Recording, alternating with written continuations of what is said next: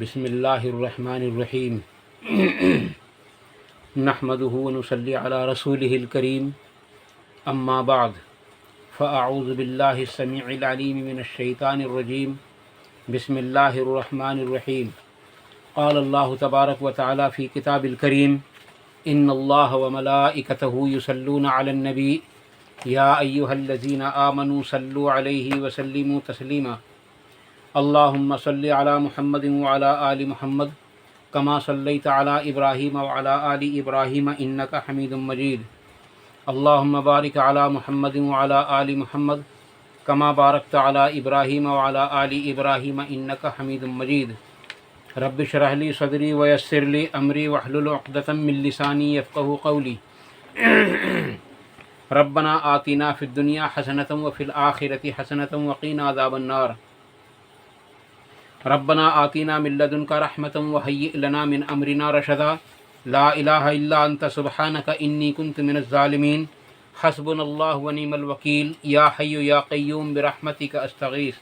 لا حول ولا قوة الا باللہ العلی العظیم۔ نبی اکرم صلی اللہ علیہ وسلم کا سایہ تھا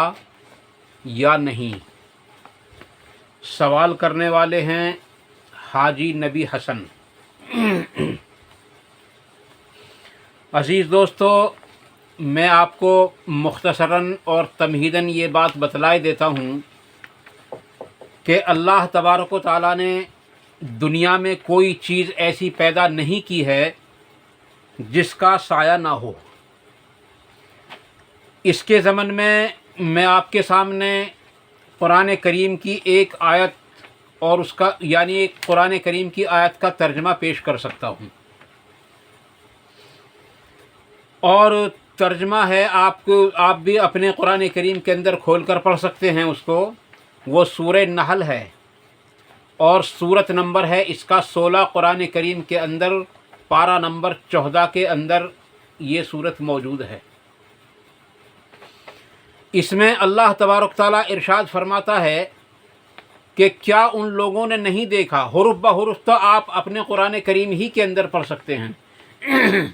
کیونکہ میں یہاں حرف بحرف تو بیان نہیں کر سکتا، لیکن اس کا مضمون جو مفہوم ہے وہ میں آپ کے سامنے پیش کر رہا ہوں۔ اللہ تبارک تعالیٰ ارشاد فرماتا ہے کہ کیا انہوں نے نہیں دیکھا اس کی مخلوق کے اندر ایسی چیزوں کو جن کے سائے دائیں سے بائیں اور بائیں سے دائیں طرف گھومتے رہتے ہیں۔ اور اللہ تبارک تعالیٰ اس سے آگے فرماتا ہے کہ بلا شبہ ان کے سائے اللہ تبارک و تعالیٰ کے سامنے عاجزی کے ساتھ سجدے میں پڑے رہتے ہیں اور ذرا بھی تکبر نہیں کرتے۔ یہ بات تو ایک قرآن کریم کے اندر قرآن کریم کے اندر آپ صلی اللہ علیہ وسلم پر نازل ہونے والا جو قرآن ہے اس کے اندر بالکل صاف فرما دی اللہ تبارک و تعالیٰ نے کہ مخلوق کے اندر کوئی بھی ایسا نہیں ہے جس کا سایہ اللہ تبارک تعالیٰ نے نہ بنایا ہو۔ اور اس کے علاوہ میں آپ کی خدمت میں ایک بات اور بھی عرض کر دوں کہ جس چیز کا وہ سایہ ہے وہ چیز اگرچہ اللہ تبارک تعالیٰ کے سامنے نہ جھکتی ہو، لیکن اس کا سایہ ہمیشہ زمین پر پڑا رہتا ہے اور اللہ تبارک و تعالیٰ کو سجدہ کرتا رہتا ہے اور ذرا بھی تکبر نہیں کرتا۔ عزیز دوستو، اللہ تبارک تعالیٰ نے قرآن کریم کے اندر یہ بات بالکل صاف فرما دی اور بالکل کلیئر کر دی گئی ہے۔ اس کے علاوہ میں آپ کے سامنے چند احادیث بھی پیش کرنے کی کوشش کروں گا۔ عزیز دوستو، ایک حدیث ہے وہ جامع ترمذی کے اندر موجود ہے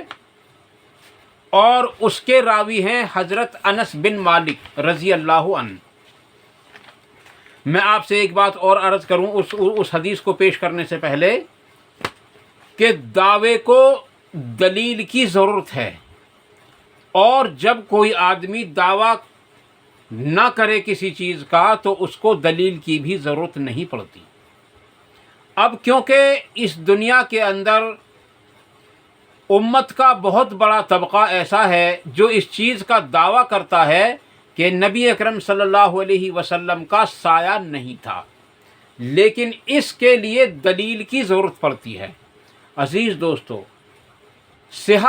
صحیحین کے اندر چاہے وہ بخاری ہو چاہے مسلم ہو، اور سنن اربع کے اندر چاہے وہ ابو داؤد ہو چاہے وہ نسائی ترمذی ہو چاہے وہ ابن ماجہ ہو اور چاہے وہ مشکات المصابیح ہو یا اور کوئی کتاب ہو، یعنی سنن اربع اور صحیحین دونوں کو ملا کر جو ہے جتنی بھی کتابیں، آلموسٹ 6 کتابیں ہیں احادیث کی بڑی، جو 6 بڑے اماموں نے لکھی ہیں جن کو صحاح ستہ کہتے ہیں۔ اس کے علاوہ بھی آج جو میری نظر میں احادیث کی بڑی کتابیں شمار کی جاتی ہیں، کیونکہ کتابوں کی تعداد بڑھتی جا رہی ہے، وہ تقریباً 20 سے 19 یا 20 سے 21 تک پہنچ چکی ہے، اور ان میں سے اکثر کتابوں کا جو ہارڈ کاپی تو میرے پاس موجود نہیں ہے، لیکن ہاں ان کے کچھ نہ کچھ پڑھنے کے یا دیکھنے کے سننے کے اسباب میرے پاس موجود ہیں۔ عزیز دوستو، اگر یہ اللہ تبارک و تعالیٰ کی طرف سے نبی اکرم صلی اللہ علیہ وسلم کا معجزہ ہوتا تو یہ ضرور بالضرور کسی نہ کسی حدیث کی کتاب کے اندر ضرور درج ہوتا، اور کوئی نہ کوئی امام اس حدیث کو بھی ضرور نقل کرتا۔ بلکہ اگر میں یوں بھی کہہ دوں آپ کے سامنے کہ ایک بھی حدیث کی کتاب اس معجزے کی تحریر سے خالی نہ ہوتی تو یہ بھی بیجا نہ ہوگا۔ عزیز دوستو، یہ تو میں نے آپ کو تمہیداً آپ کے سامنے بیان کر دی ہے بات۔ اس کے علاوہ اب میں ایک حدیث پیش کرنے لگا ہوں جو جس کے راوی ہیں حضرت انس بن مالک رضی اللہ عنہ، اور یہ آپ کو ملے گی مسند احمد کے اندر حدیث۔ میں آپ کو حدیث نمبر بھی بتلا دیتا، لیکن کیونکہ میرے پاس موجود نہیں ہے مسند احمد، مجھے کہیں اور سے ہی پڑھنی پڑتی ہے اٹھا کے، اس لیے میں آپ کے سامنے اس حدیث کا نمبر اس وقت نہیں بتا سکتا۔ حالانکہ میں نے کوشش بھی کی تھی نمبر یاد رکھنے کی، لیکن کسی وجہ سے نمبر یاد نہیں ہے اس وقت۔ حضرت انس بن مالک رضی اللہ عنہ فرماتے ہیں کہ نبی اکرم صلی اللہ علیہ وسلم نے ایک مرتبہ رات کے وقت ہم سب کو نماز پڑھائی، اور نماز پڑھانے کے درمیان خلاف عادت آپ نے اپنے ہاتھوں کو دراز کیا، یعنی اپنے ہاتھوں کو پھیلایا اور پھر پیچھے کر لیا۔ اس کے بعد جب آپ صلی اللہ علیہ وسلم اور ہم سب نماز سے فارغ ہو گئے تو ہم نے عرض کی، یا رسول اللہ صلی اللہ علیہ وسلم، آج ہم نے آپ کی نماز کے اندر ایک ایسا عمل دیکھا ہے جو اب سے پہلے کبھی نہیں دیکھا۔ کیونکہ آپ صلی اللہ علیہ وسلم جب نماز کے اندر کوئی الگ حرکت کرتے تھے، الگ کوئی کام کرتے تھے، تو صحابہ کرام اس کے بارے میں ضرور پوچھ لیا کرتے تھے، اور آپ سے یوں عرض کرتے تھے کیا حکم کے اندر کوئی جو ہے تبدیلی تو نہیں آئی ہے، اس لیے کہ نبی اکرم صلی اللہ علیہ وسلم کا دور تھا، بہت سارے احکام منسوخ بھی ہوئے ہیں، اور بہت سارے احکام ایسے بھی ہیں جو پہلے لاگو نہیں تھے، اس کے بعد ان کے احکام آ گئے ہیں۔ اس لیے آپ صلی اللہ علیہ وسلم سے صحابہ کرام ان باتوں کو پوچھ لیا کرتے تھے۔ تو نبی اکرم صلی اللہ علیہ وسلم نے ارشاد فرمایا کہ اصل بات یہ ہے کہ جب میں نماز پڑھا رہا تھا تو میرے سامنے جنت کو پیش کیا گیا، اور میں نے اس میں گچھے لٹکے ہوئے دیکھے۔ اس حدیث کے اندر لفظ گچھے ہے، ایک دوسری حدیث کے اندر اور بھی یہ روایت پائی جاتی ہے کہ آپ صلی اللہ علیہ وسلم نے چاند گرہن یا سورج گرہن یا نماز استسقاء، ان تینوں نمازوں میں سے مجھے ذہن میں نہیں ہے کون سی ہے، ان میں سے کوئی سی ایک نماز پڑھائی، اور آپ کے سامنے جنت کو پیش کیا گیا تو اس میں انگور کے گچھے لٹکے ہوئے تھے، اور آپ صلی اللہ علیہ وسلم نے ان کو توڑ کر صحابہ کرام رضی اللہ عنہم اجمعین کی خدمت میں پیش کرنا چاہا، اس لیے آپ نے اس کی طرف ہاتھ بڑھایا۔ لیکن عزیز دوستو، یہاں جو میں آپ کے سامنے حدیث بیان کر رہا ہوں اس میں لفظ انگور کا نہیں ہے، اور نہ ہی کسی نماز کا ذکر ہے، البتہ رات کی نماز کا ذکر ہے اس کے اندر صرف اور صرف۔ تو آپ صلی اللہ علیہ وسلم نے ارشاد فرمایا کہ میرے سامنے جنت کو پیش کیا گیا، اس میں گچھے لٹکے ہوئے تھے، मैंने चाहा कि उसमें से कुछ फल तोड़कर आप लोगों की खिदमत में पेश कर दूं, लेकिन मुझ पर वही नाजिल हुई वही नाजिल हुई और हुक्म हुआ कि इनको यूं ही रहने दो। चुनाचे मैंने अपना हाथ वापस खींच लिया। ये तो बात थी यहाँ तक कि आप सल्लल्लाहु अलैहि वसल्लम ने हाथ बढ़ाया और फिर वापस कर लिया। इसके बाद फरमाते हैं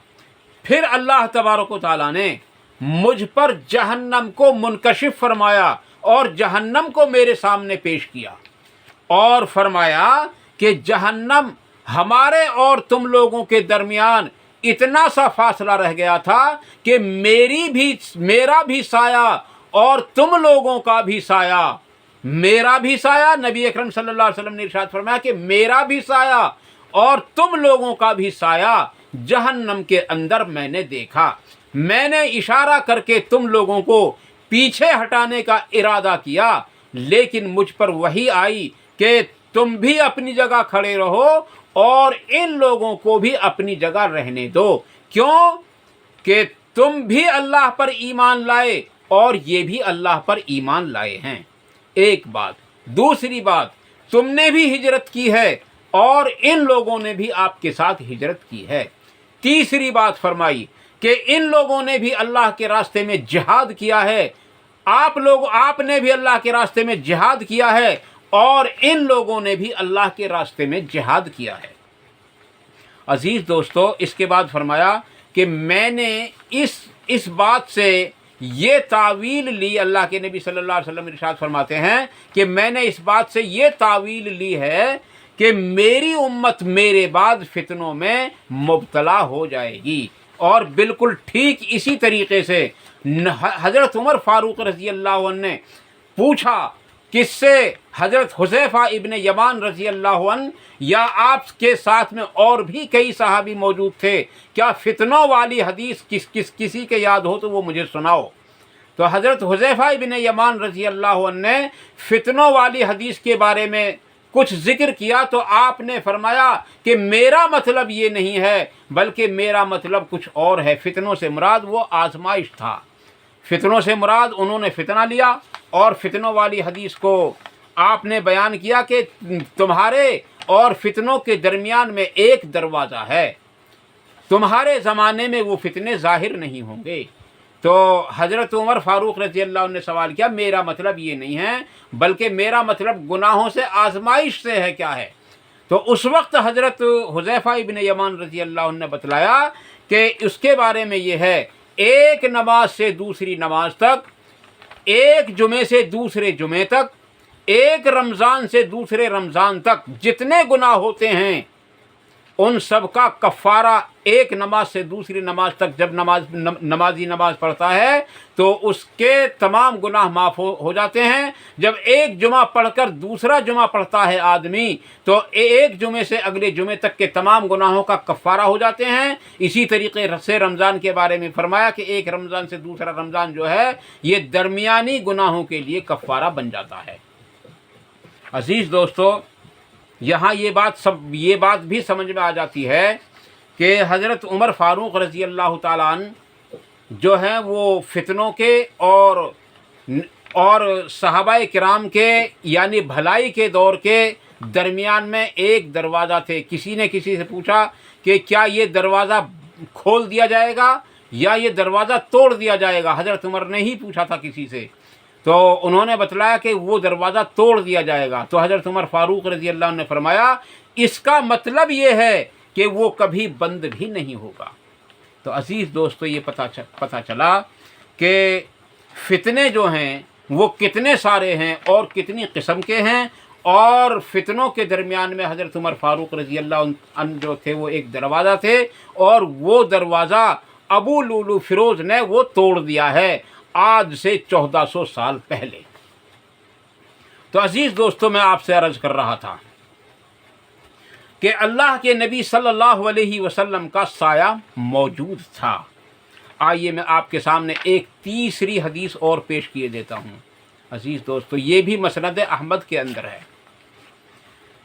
ये भी हदीस मसनद अहमद के अंदर है और इसकी जो रावी हैं वो हज़रत ज़ैनब रज़ी अल्लाह अन्हा शायद। حضرت زینب رضی اللہ تعالیٰ عنہ فرماتی ہیں کہ میں اپنے مکان میں یا اپنے حجرے میں سوئی ہوئی تھی، اپنے کمرے میں یا اپنے مکان میں سوئی ہوئی تھی۔ حدیث تو تھوڑی طویل ہے لیکن ویڈیو چھوٹی کرنے کی وجہ سے میں نے اس کو کچھ اسکپ کر دیا ہے۔ میں سوئی ہوئی تھی، مجھے معلوم تھا کہ نبی اکرم صلی اللہ علیہ وسلم ہمارے پاس تشریف نہیں لائیں گے، لیکن میں نے اچانک دیکھا کہ میرے کمرے کے اندر یا میرے حجرے کے اندر یا میرے خیمے کے اندر اچانک کسی آدمی کا سایہ آیا، سایہ داخل ہوا اور میں چونک کر اٹھ بیٹھی اور میں نے سوچا کہ اللہ کے رسول تو نہیں آ سکتے، لیکن ٹھیک اسی وقت اللہ کے نبی صلی اللہ علیہ وسلم میرے کمرے میں، میرے حجرے میں، میرے خیمے میں داخل ہو گئے۔ عزیز دوستو فرماتی ہیں کہ پھر وہ میرے بالکل قریب آ گئے میری چارپائی کے، اور پھر میرے پاس آ کر بیٹھ گئے یا ہاتھ رکھا۔ حضرت زینب رضی اللہ عنہ فرماتی ہیں کہ مجھے اتنی خوشی ہوئی کہ میں نے عرض کی یا رسول اللہ صلی اللہ علیہ وسلم، آپ کو دیکھ کر مجھے اتنی خوشی ہوئی کہ میں یہ سوچ رہی ہوں کہ میں آپ کو اس کے بدلے میں، اس خوشی کے بدلے میں کیا عطا کر دوں، کیا دے دوں۔ لیکن کافی دیر سوچنے کے بعد میں آپ نے ایک فیصلہ کیا کہ آپ کے پاس ایک باندی تھی جو آپ کے لیے خیمہ تیار کرتی تھیں، ان کو فرمائے یا رسول اللہ صلی اللہ علیہ وسلم، کیونکہ آپ میرے پاس تشریف لائے ہیں اس لیے میں وہ باندی آپ کو نظر کرتی ہوں۔ چنانچہ وہ باندی آپ صلی اللہ علیہ وسلم کی خدمت میں حضرت زینب رضی اللہ تعالیٰ نے نظر کر دی۔ اس حدیث سے بھی پتہ چلا صحابیہ عورتیں ام المومنات جو تھیں وہ نبی اکرم صلی اللہ علیہ وسلم کو آپ صلی اللہ علیہ وسلم کے سائے کے ذریعے پہچان لیا کرتی تھیں۔ یہ دو حدیثیں ہیں۔ عزیز دوستو اور بھی بہت ساری احادیث مل سکتی ہیں اس سلسلے میں، جن کو میں تلاش نہیں کر سکا ہوں کیونکہ مہینہ رمضان کا چل رہا ہے اور اس طرح کے سوالات آ جاتے ہیں تو مجھے وہ اسکپ کرنا پڑ جاتا ہے۔ عزیز دوستو کل ملا کر کے بات یہ ہے کہ نبی اکرم صلی اللہ علیہ وسلم کا سایہ موجود تھا، اور یہ جو روایت ہے جس میں بتایا گیا کہ نبی اکرم صلی اللہ علیہ وسلم کا سایہ نہیں تھا،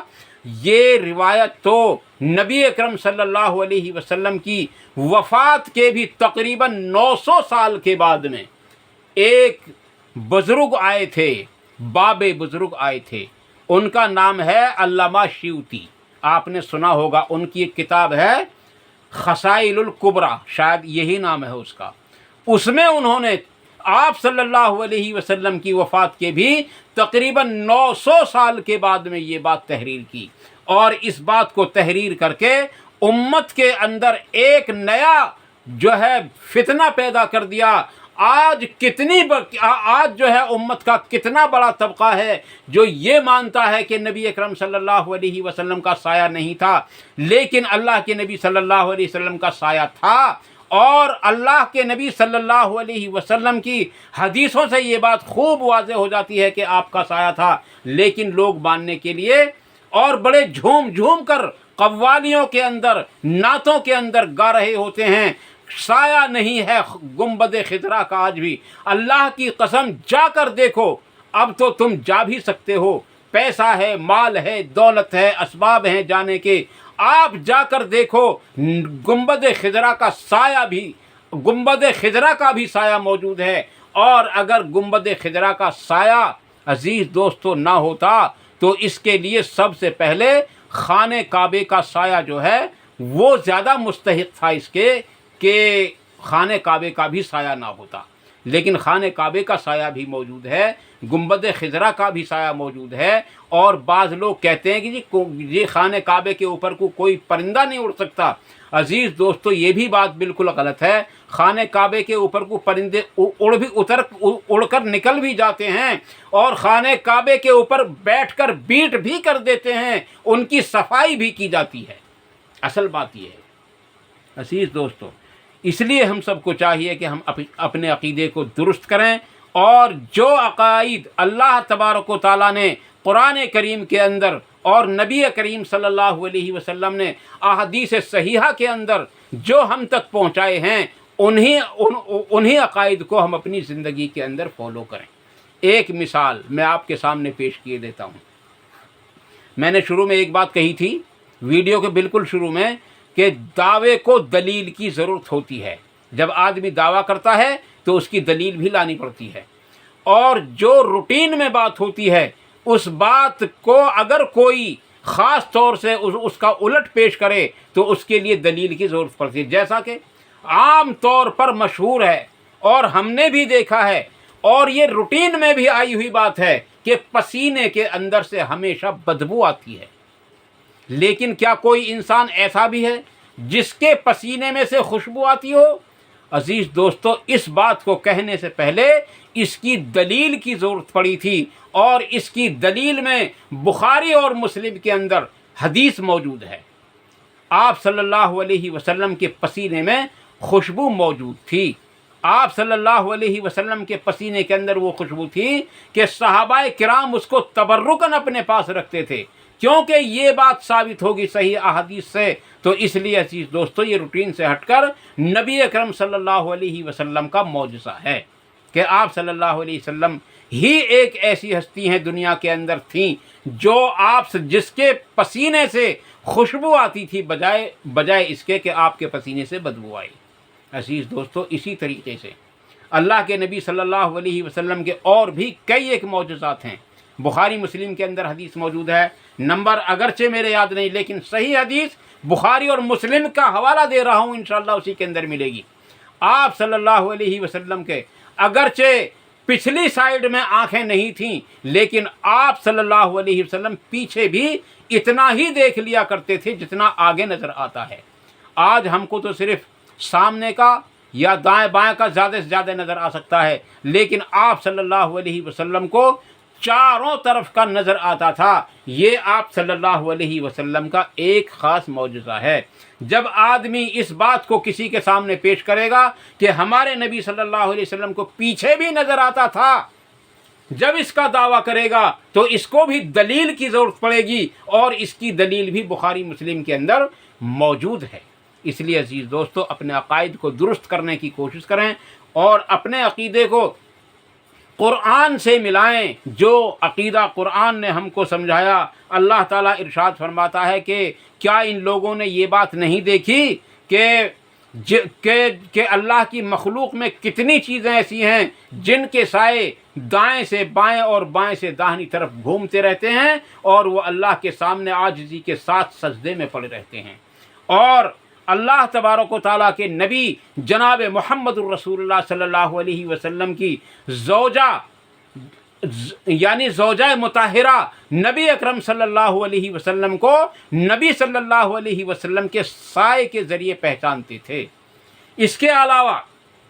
حضرت انس بن مالک رضی اللہ تعالیٰ نے خود یہ بات بتلا دی کہ نبی اکرم صلی اللہ علیہ وسلم نے خود ارشاد فرمایا کہ جہنم میرے اتنے قریب ہو گئی تھی کہ میرا اور آپ لوگوں کا سایہ اس کے اندر نظر آ رہا تھا۔ میں نے تم کو پیچھے ہٹانے کا ارادہ کیا تو وحی کے ذریعے مجھ سے منع کر دیا گیا کہ ایسے ہی رہنے دو، کیوں کہ ہجرت تم نے بھی کی، ایمان تم بھی لائے، اور جو ہے جہاد تم نے بھی کیا، اسی طریقے سے یہ لوگ بھی ایمان لائے ہیں اور جہاد انہوں نے بھی کیا ہے اور ہجرت بھی انہوں نے کی ہے، تم میں اور ان میں۔ یعنی جبرائیل نے اسی حدیث کے اندر بتلایا، مجھے اب یاد پڑا ہے، جب میں نے یہ حدیث تفصیل سے آپ کے سامنے پیش کی تھی اس وقت میں اس بات کو بھول گیا تھا۔ جبرائیل نے یہ بھی بتلایا کہ تمہارے اور ان لوگوں کے درمیان میں جو میں فرق دیکھ رہا ہوں وہ صرف یہ ہے کہ تم کو نبوت دی گئی ہے اور ان لوگوں کو نبوت نہیں دی گئی۔ اس لیے عزیز دوستو،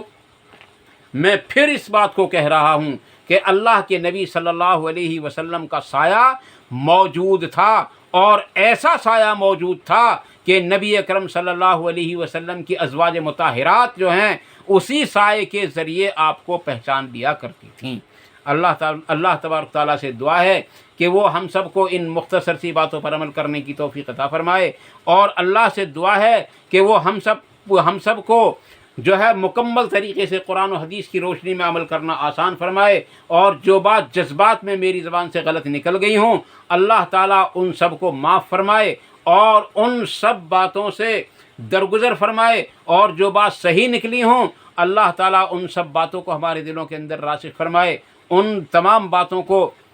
جو ہے باتوں پر عمل کرنے کی توفیق عطا فرمائے، ان پر عمل کرنا آسان فرمائے، ان پر عمل کرنے کے موقع بھی عطا فرمائے، اور ان باتوں کو دوسروں تک پہنچانے کی بھی توفیق عطا فرمائے۔ وآخر دعوانا ان الحمد للہ رب العالمین۔ سبحان ربک رب العزت عما یصفون وسلام علی المرسلین والحمد للہ رب العالمین برحمتک یا ارحم الراحمین۔ والسلام علیکم ورحمۃ اللہ تبارک و تعالی وبرکاتہ۔